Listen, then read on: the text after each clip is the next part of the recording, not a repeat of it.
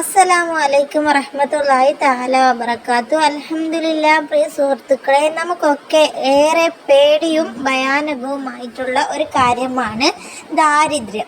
നമ്മുടെ ജീവിതത്തിൽ നമ്മൾ ഏറ്റവും കൂടുതൽ പേടിക്കുന്ന രണ്ട് കാര്യമാണ് മുത്ത് ഹബീബ് പറഞ്ഞത്. ഒന്ന് മരണവും മറ്റൊന്ന് ദാരിദ്ര്യവും. മരണത്തിൽ നിന്ന് നമുക്ക് ഒരിക്കലും രക്ഷപ്പെടാനാവില്ല. അത് ജനിച്ചെങ്കിൽ ഒരു ദിവസം എല്ലാവരും മരിക്കും. എങ്കിൽ ദാരിദ്ര്യത്തിൽ നിന്ന് നമുക്ക് രക്ഷപ്പെടാനാവും എന്ന് മുത്ത് ഹബീബ് നമ്മളെ പഠിപ്പിച്ചിട്ടുണ്ട്. അപ്പോൾ ദാരിദ്ര്യം നമ്മൾ വരുന്നതിനെ തൊട്ട് നമ്മൾ ഒരുപാട് നമ്മുടെ ജീവിത കാര്യങ്ങളിൽ നമ്മുടെ വീടുകളിൽ നമ്മൾ ശ്രദ്ധിച്ചാൽ ദാരിദ്ര്യം നമ്മളെ തൊട്ട് നമുക്ക് കാക്കാൻ കഴിയും. ദാരിദ്ര്യം നമ്മുടെ ജീവിതത്തിൽ വരുന്നതിനെ തൊട്ട് നമുക്ക് കാക്കാൻ കഴിയും. നിങ്ങളുടെ വീട്ടിൽ ഇതുപോലെയുള്ള ആൾക്കാരുണ്ടെങ്കിൽ നിങ്ങൾ പോലും അറിയാത്ത കാര്യത്തിലായിരിക്കും നിങ്ങളുടെ വീട്ടിൽ ദാരിദ്ര്യം വിളിച്ചു വരുത്തുന്നത്. ദാരിദ്ര്യം എന്ന് പറയുന്നത് നമുക്ക് ഒരുപാട് സമ്പത്തുണ്ടെങ്കിലും അത് നമുക്ക് തികയാതെ വരുന്ന ഒരു കാര്യമാണ് ദാരിദ്ര്യം. നമുക്കിപ്പോൾ സാലറി കിട്ടിയാൽ ഒരു കാരണവുമില്ലാതെ അടുത്ത സാലറി വരുന്നതിൻ്റെ മുന്നേ അത് മുഴുവനായിട്ടും തീർന്നു പോവുക, കടത്തിലാവുക. ഇതാണ് ദാരിദ്ര്യം എന്ന് പറയുന്നത്. അതുപോലെ നമുക്ക് ഒരുപാട് ഡ്രസ്സുകൾ ഉണ്ടാവും. ഒരുപാട് കണക്കിന് ഡ്രസ്സുകൾ നമുക്ക് ആവശ്യത്തിന് ഉപയോഗിക്കാനുണ്ടാവും.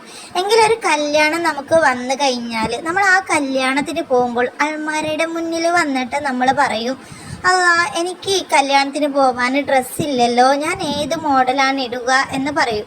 എന്നിട്ട് ഒന്നുമില്ലാത്തതുപോലെ അഭിനയിച്ചിട്ട് നിങ്ങൾ പുതിയ ഡ്രസ്സ് വാങ്ങും. അങ്ങനെ ചിലരുടെ ഒരു സ്വഭാവമായിരിക്കും ഓരോ കല്യാണത്തിന് ഓരോ ഡ്രസ്സ്.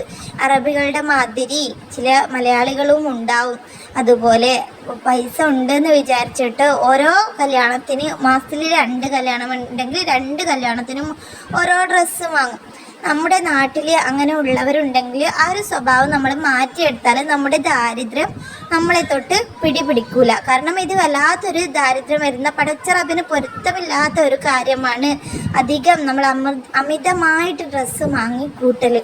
ഒരുപാട് ഡ്രസ്സ് നമ്മുടെ കയ്യിലുണ്ടെങ്കിലും നമ്മൾ ഒരു കല്യാണം വരുമ്പോൾ എനിക്ക് ഡ്രസ്സില്ല കാക്കൂ എന്ന് പറഞ്ഞിട്ട് കാക്കൂനെ വന്നിട്ട് ചില സ്ത്രീകൾ വന്നിട്ട് ഡ്രസ്സ് വാങ്ങണം എന്ന് പറഞ്ഞിട്ട് അങ്ങനെ എല്ലാ കല്യാണത്തിനും വാങ്ങിക്കുന്നവരുണ്ടോ? നിങ്ങളുടെ വീട്ടിൽ ഈ സ്വഭാവമുള്ള മക്കളോ ഭാര്യമാരോ ഉമ്മയോ ഉണ്ടെങ്കിൽ അവരോട് ഈ ഒരു വീഡിയോ ഒക്കെ കേൾപ്പിച്ചു കൊടുക്കട്ടോ. അവരുടെ ആ ഒരു സ്വഭാവം മാറിയാൽ തന്നെ വീട്ടിൽ പകുതി ദാരിദ്ര്യം എന്ന് മാറിക്കിട്ടും. കാരണം നമ്മൾ ദാരിദ്ര്യം എന്ന് പറയുന്നത് വെറും നമുക്ക് സാലറിയിൽ നമുക്ക് ഷോർട്ട് വരുന്നത് മാത്രമല്ല, നമ്മുടെ വീട്ടിൽ വിട്ടുമാറാത്ത അസുഖങ്ങൾ അതുപോലെ ഓരോരോ പ്രയാസങ്ങൾ വരുന്നതും തന്നെ ഒരു ദാരിദ്ര്യം തന്നെയാണ്. അടുത്തൊരു ദാരിദ്ര്യം പിടിച്ച ഒരു സംഭവമാണ് നമ്മൾ ഭക്ഷണം വീട്ടിൽ നിന്ന് കിട്ടുമ്പോൾ ഭക്ഷണത്തിന് ടേസ്റ്റ് ഇല്ല, ഇത് രുചിയില്ലാത്ത ഭക്ഷണമാണ് എന്ന് പറഞ്ഞിട്ട് ഭക്ഷണത്തെ പുച്ഛിക്കുന്ന സ്വഭാവമുണ്ടെങ്കിൽ നമുക്ക് ഇന്ന് പടച്ച റബ്ബ് ആ ഒരു ഭക്ഷണം തന്നിട്ടുണ്ട്, നാളെ നമുക്ക് അതും തരില്ല. ഭക്ഷണത്തെ ബഹുമാനിക്കണം. ഈ ഒരു സ്വഭാവം ഉണ്ടെങ്കിലും ദാരിദ്ര്യം ഉണ്ടാവും. പിന്നെ അടുത്തൊരു സ്വഭാവമാണ് നമുക്ക് പിശുക്ക് കാണിക്കൽ. നമുക്ക് ഉള്ളതിൽ നമ്മൾ സ്വതക്ക കൊടുക്കുക, മറ്റുള്ളവരെ സഹായിക്കുക.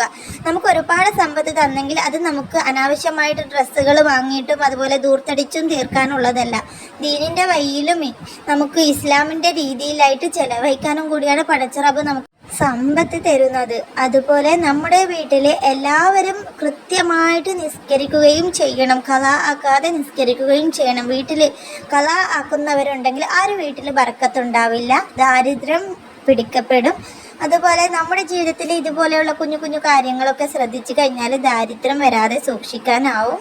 ഇത്തരം കാര്യങ്ങൾ എല്ലാവരുടെയും ജീവിതത്തിൽ ശ്രദ്ധിക്കുക. നമ്മുടെയൊക്കെ ജീവിതത്തിലുള്ള തെറ്റൊക്കെ നമ്മൾ മായ്ച്ചു കളഞ്ഞ് നല്ല ജീവിതം തുടരുക. ഇൻഷാ അല്ലാഹ് നമുക്ക് അടുത്തൊരു നല്ലൊരു വീഡിയോയിലായിട്ട് കണ്ടുമുട്ടാം. അസ്സലാമു അലൈക്കും.